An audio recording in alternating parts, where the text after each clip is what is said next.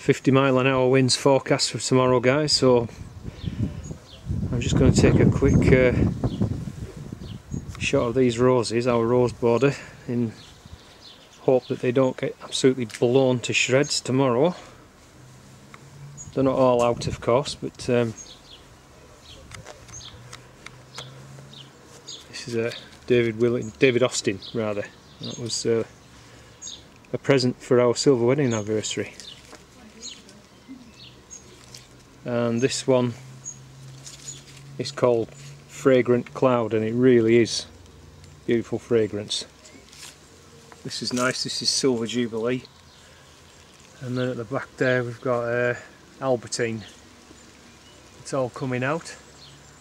It's always a nice show.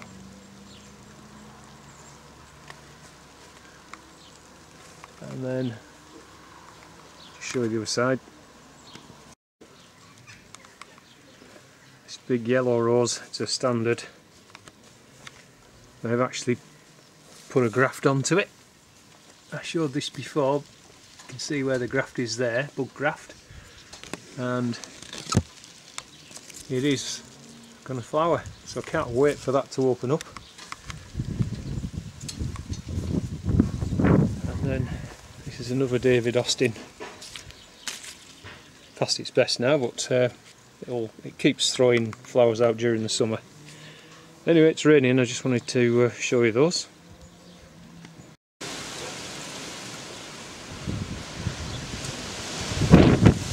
Well, they said it was coming. Here it is.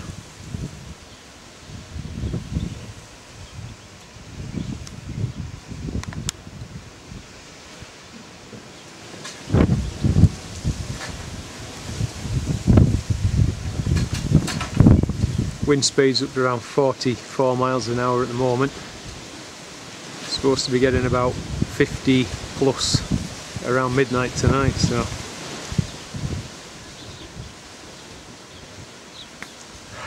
fingers crossed we don't get any damage.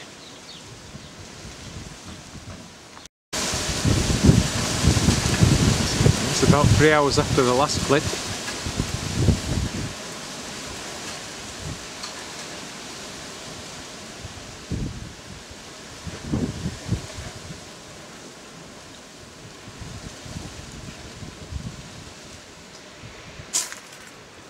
So far, the delphiniums have escaped. Well, everything's escaped, really. So far, we've had one rose blown off. But apart from that,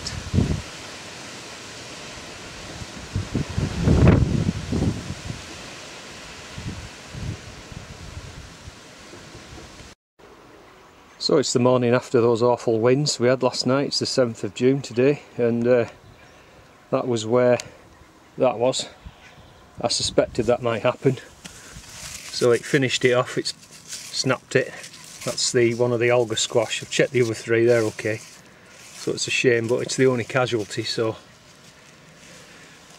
it wasn't as bad as I was worrying it might be. Catch you later. I forgot to mention while I was here, just picked another half a tub of Monge 2, and this is the first of the Lobjoit's cos lettuce. We'll have a salad for dinner.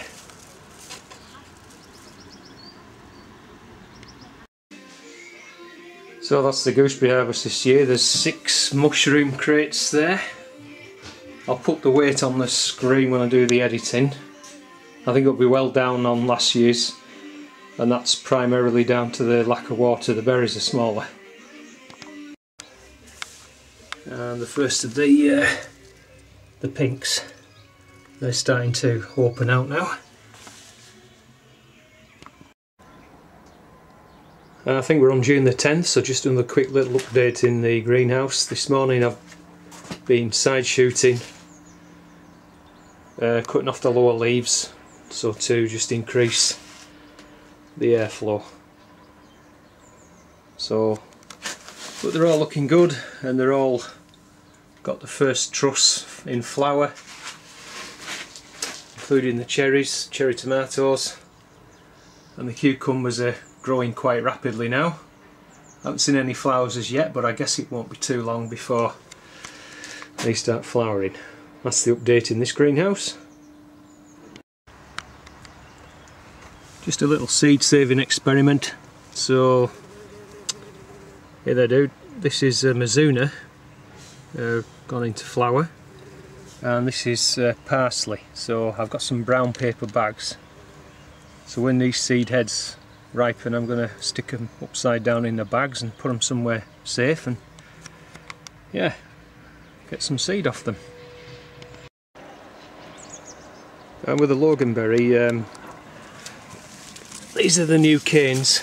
You can tell the new canes easily by the difference. So that's, see the colour of that against the dark brown of the last year's wood, which is the fruiting wood for this year. So in other words, these will carry the fruit next year, 2021. So they're quite vigorous though. They're already getting up to about 6 foot long. So just to keep them out of the way, I just sort of bundle them up and put a bit of string round.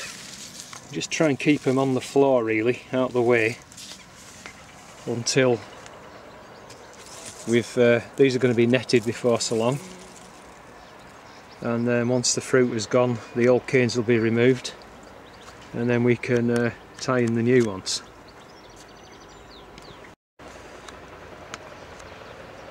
So the potatoes are flowering now, but I'm not in any rush to get them out. There's only the one row this year, so I'm going to let them hopefully bulk out a bit. So it's probably going to be more end of June or even first week in July before I get those out, and then I've got some leeks to follow. And just to mention next door, this double row of dwarf French beans, which I fleeced because of those cold gale force winds, noticed that they actually like it. I put a lot of growth on since I put this fleece over, so we're not meant to get any warmer temperatures till this weekend. It's going to go up to about 19 degrees, at the moment it's about 15, so I'm just going to leave that on. As I'm walking around again, the telltale signs of canker. So we've got dieback, and then if you look down at the base of the shoot, see all this dead wood here. So I'll probably just cut that little branch off there, and then that'll go in the incinerator. You don't want to leave this stuff lying around really. This row of chrysanthemums is growing well now. If we look down here, don't know if you can see that point there, look, that's where it was pinched out, and it's carrying 1, 2, 3, 4. 1, 2, 3, in fact 5 stems. It's a spray one, so each of these stems will carry numerous flowers. And here's one which I did later on. You can just see there's the point where it's pinched out, and you can see the side shoots that come in now. But, yeah, they're looking good. And this year I'm actually trying a cucumber outside in one of the halo rings in a bucket. I haven't grown cucumbers outside apart from the little gherkin type ones, but this was a spare one left over, so I thought, what the heck, I'll just try it and see how we get on, see whether there's a difference between, because it's the same variety I've got inside, so it's a variety called Marketer. Yeah, so we'll see how that gets on. And this is where I keep a lot of my cuttings, between these two sheds, because it's quite shady. And this was a Rambling Rose cutting. I can't remember if I took it last year. Variety Albertine. It's a lovely rose. Got a new bud coming on there. So I'll have to find a home for that at some point. Well, I've been cutting a few more of the pinks, sort of cutting a few bunches every day. If we get a hot day, it brings a lot of them out on volume, but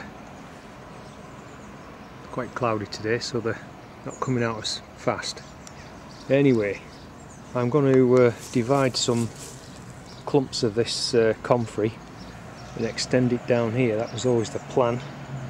I don't have my tripod with me, but I'm going to take that carpet off and I'll show you what it looks like. Yeah, so nice and weed free, apart from those few there. I'll take those out, and then we'll get these divided a bit and plant some in there. Bring you back. So what I've done is I've took a clump off that, or a plant should I say, or part of a bit out of this clump here. You can see where I've cut through with a spade. It's got a nice piece of root there, some roots there. So I'm just going to bury it almost, dug a bit of a hole, and then give it a watering in, and I'll just carry on doing so. One there, kind of in a zigzag, one there, one there. So I'll get about 6 clumps in there. So I'll bring you back when I've got that finished. Okay, so I've got 5 clumps. So I'm just going to give them a watering because the ground's really dry. Despite some of the rain we've just had, we can't have had any significant quantity. But I'll come back to you with this in a couple of weeks' time. See, there's one down there, I've buried it completely almost.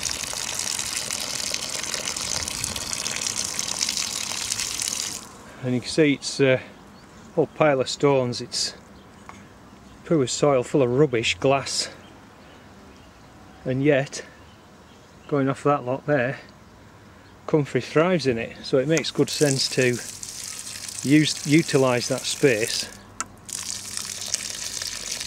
with something so valuable as Comfrey. So what I'm going to do, this piece of carpet, I'll carry on with it down there, and then I don't know, probably next year we'll fill that bit up and so on until we get right down the bottom almost, as far as we can go with it.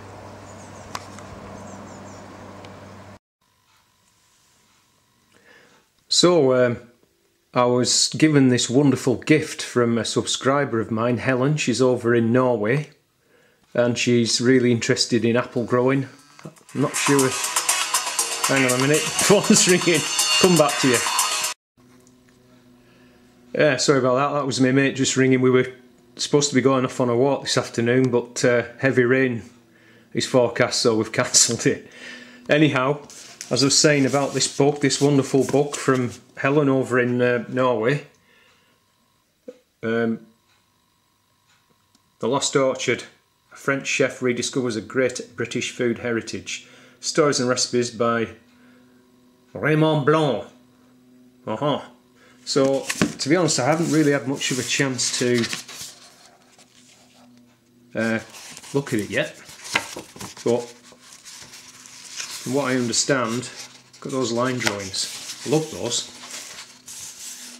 I've got a couple of those. I'll have to show you them sometime. These, is that right? Line drawings? I'm not sure if that's the right term. But anyway, he does a review of a lot of heritage English apples and the recipes that he and his team of chefs have come up with that would suit that particular apple. To, you know, to get the best of the quality of that particular apple. So this one, for example, Edward VII, to be planted in my English orchard, raised in Worcester in 1902, season of use from October. Then it gives you the periods: waxy skin, yellowish green, sometimes with a pale reddish flush. And best for puree and baking. So I'm really going to look forward to. There's a popular apple, Lord Lambourne. I don't have that myself actually. And again, best for making apple tarts or just eating fresh and for juicing. So I think this is going to be a really nice book. And thank you, Helen, so much for gifting it to me. It was a real surprise, I can tell you. I wasn't expecting that. There's a few, I think that's his team or his helper volunteers. And there's the guy himself. That must be part of his orchard. Anyway, I just wanted to show you that. I can't wait to... I'm probably going to leave it till later in the year, so I tend to do more reading in the winter, to be honest. At the moment I'm spending every available hour when it's light outside, so we'll leave it there. So thanks again, Helen. Really appreciate that gift. It was awesome. It is awesome. And I will see you in the next video. Bye for now.